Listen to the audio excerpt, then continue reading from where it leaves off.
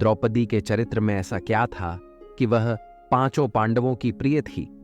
आखिर द्रौपदी किन गुणों की स्वामिनी थी कि पांडवों के हृदय पर राज्य करती थी?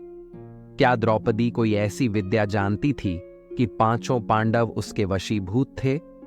द्रौपदी ने अपने पांचों पतियों की चहेती बनने के लिए क्या क्या बलिदान किया, आज की वीडियो में हम आपके समक्ष प्रस्तुत करेंगे। वीडियो पसंद आए तो लाइक करें और चैनल पर पहली बार आए हैं तो कृपया सब्सक्राइब करें, क्योंकि हम आपके लिए ऐसे ही रोचक प्रसंग लाते रहे हैं और लाते रहेंगे। तो साथियों, महाभारत के वन पर्व के 234वें अध्याय में वर्णित कथा के अनुसार एक बार भगवान कृष्ण देवी सत्यभामा के साथ पांडवों के यहां पधारे। पांडवों ने बहुत हर्ष के साथ उनका स्वागत सत्कार किया। तत्पश्चात जलपान के बाद जब पांडव तथा विद्वान ब्राह्मण भगवान कृष्ण के साथ धर्म चर्चा कर रहे थे, उसी समय द्रौपदी और सत्यभामा भी एकांत स्थान पर बैठकर हास्य विनोद करने लगीं। भगवान श्री कृष्ण की पटरानी देवी सत्यभामा ने द्रौपदी से इस प्रकार पूछा, शुभे, तुम किस प्रकार पांडवों के हृदय पर अधिकार रखती हो और तुम क्या करती हो जिससे वे तुम पर कभी क्रोध नहीं करते? सखी, क्या कारण है कि वे तुम्हारा इतना सम्मान करते हैं? इसका रहस्य मुझे बताओ, जिससे सौभाग्य की वृद्धि हो और श्याम सुंदर सदैव मेरे होकर रहे। तुम्हारी तरह मैं भी सदा अपने पति के हृदय में वास करूं। ऐसा कहकर जब सत्यभामा जी शांत हो गईं, तब महाभागा द्रौपदी ने इस प्रकार कहा, हे देवी, इस प्रकार का प्रश्न आप जैसी साध्वी स्त्री के लिए कदापि उचित नहीं है। चूंकि आप स्वयं बुद्धिमती होने के साथ साथ श्याम सुंदर की प्रियतमा भी हैं, फिर भी आप मुझसे पूछ रही हैं। तो सुनिए, जब पति को यह भान हो जाए कि उसकी पत्नी उसे वश में करने के लिए मंत्र, तंत्र और यंत्र का सहारा ले रही है, उसका पति कभी भी उसके वश में नहीं होता है। हे सत्यभामा, मैं स्वयं महात्मा पांडवों के साथ जैसा बर्ताव करती हूं, वह सब सच सच कहती हूं। सुनिए, मैं अहंकार और काम क्रोध को छोड़कर सदा पूरी सावधानी से पांडवों की सेवा करती हूं। मैं अपने मन को सदैव सेवा की इच्छा से अपने पतियों का मन रखती हूं। कभी मेरे मुख से कटु वचन न निकले, इसका सदैव ख्याल रखती हूं। कहीं पर भी अनावश्यक नहीं रुकती और निर्लज्ज की तरह किसी और पर दृष्टि नहीं डालती। मैं सदैव सावधान रहती हूं। पतियों के संकेत का सदैव अनुसरण करती हूं। कुंती माता के पांचों पुत्र ही मेरे पति हैं। वे सूर्य और अग्नि के समान तेजस्वी, चंद्रमा के समान शीतल, महापराक्रमी, शत्रुओं को दृष्टि मात्र से ही पराजित करने की क्षमता रखने वाले हैं। मैं सदैव उनकी सेवा में लगी रहती हूं। मैं अपने स्वामियों तथा ब्राह्मणों, उनके अनुचरों के भोजन के पश्चात ही स्वयं भोजन करती हूं।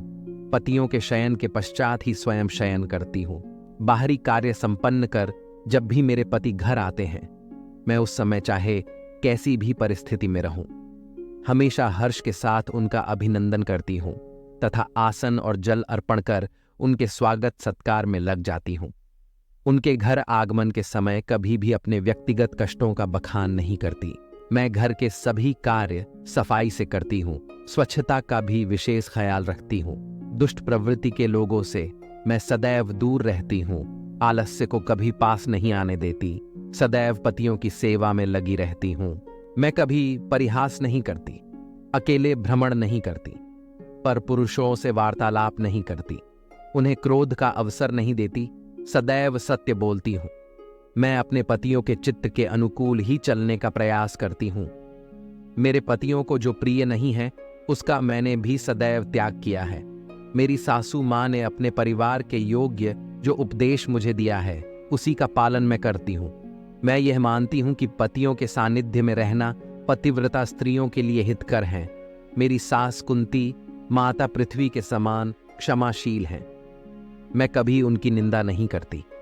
उनके खान पान व जरूरत की सभी वस्तुओं का ध्यान स्वयं रखती हूं। महाराज युधिष्ठिर के सभी ब्राह्मण जनों के भोजन का प्रबंध स्वयं करती हूं।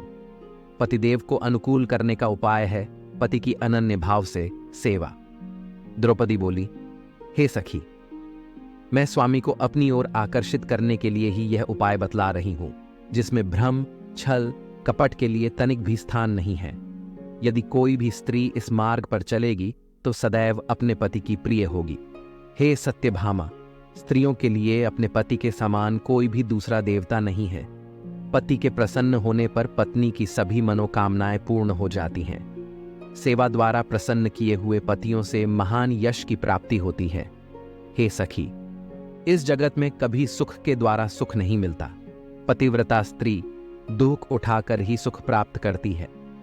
तुम सौहार्द, प्रेम, सुंदर वेशभूषा धारण, सुंदर आसन, समर्पण, सुगंधित पुष्पमाला, उदारता, सुगंधित द्रव्य एवं व्यवहार, कुशलता से श्याम सुंदर की निरंतर आराधना करती रहो। उनके साथ ऐसा बर्ताव करो कि उन्हें भी यह आभास हो कि सत्यभामा को मैं ही अधिक प्रिय हूं। यह समझकर तुम्हें ही हृदय से लगाया करें। जब तुम्हें आभास हो कि तुम्हारे प्रिय घर आए हैं तो तुम उनके सम्मान में तुरंत अपने आसन से उठ जाओ।